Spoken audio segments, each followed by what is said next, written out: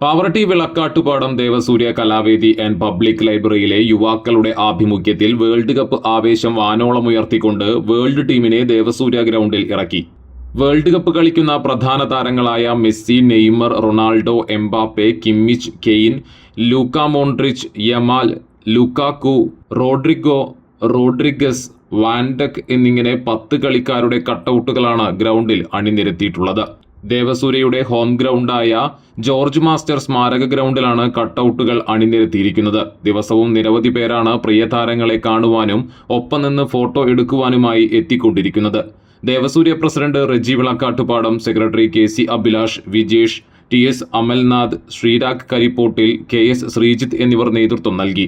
World കപ്പിന്റെ പ്രധാന മത്സരങ്ങളെല്ലാം 20 അടി സ്ക്രീനിൽ കാണാനുള്ള സൗകര്യവും ദേവസൂര്യയിൽ ഒരുക്കിയിട്ടുണ്ടെന്ന് ഭാരവാഹികൾ അറിയിച്ചു.